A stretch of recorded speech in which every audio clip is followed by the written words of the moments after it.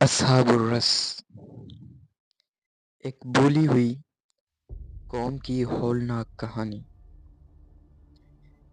کیا آپ نے کبھی ایسی قوم کے بارے میں سنا ہے جو زمین میں دفن ہو گئی، جس کا ذکر قرآن مجید میں آیا لیکن تاریخ خاموش ہے؟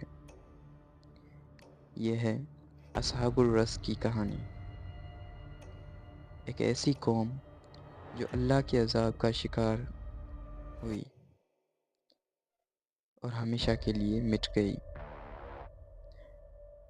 اصحاب الرس ایک قدیم قوم تھی جس کا ذکر قرآن میں مختصر مگر انتہائی خوفناک انداز میں آیا ہے، اور عاد، سمود اور اصحاب الرس کو بھی ہم نے ہلاک کر دیا۔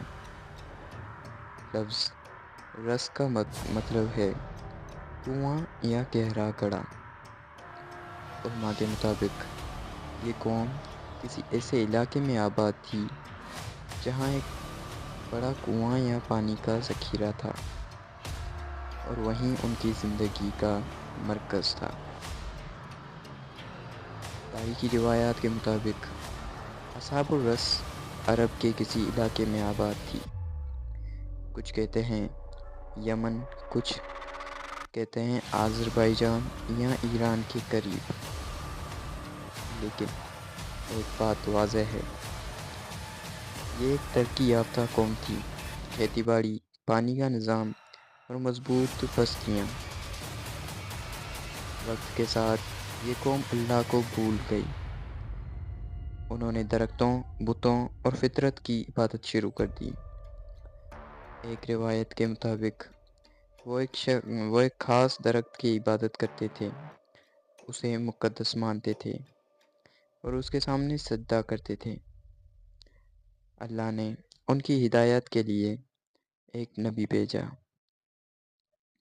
نبی نے کہا، صرف ایک اللہ کی عبادت کرو، یہ بت تمہیں نہیں بچا سکتے۔ لیکن قوم نے انکار کیا۔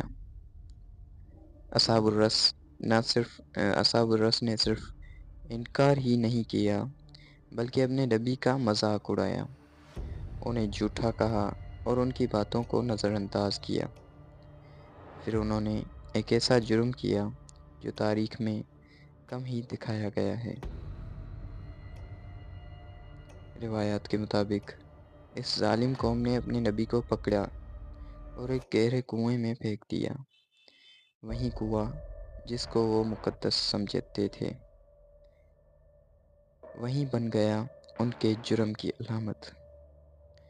نبی کے قتل کے بعد اللہ کا عذاب آیا، آسمان سیاہ ہو گیا، زمین کانپنے لگی، شدید گرمی، خشک سالی اور پھر تباہی۔ ہر طرف چیخیں، ہر طرف موت۔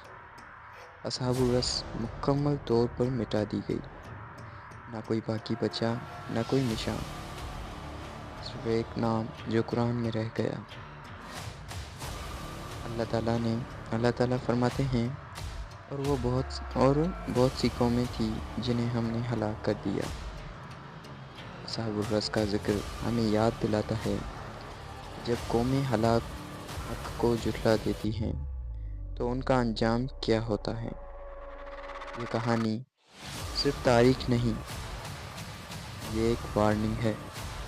اللہ کو نہ بھولو، غرور نہ کرو، حق کو رد نہ کرو، ورنہ انجام وہی ہوگا جو اصحاب الرس کا ہوا۔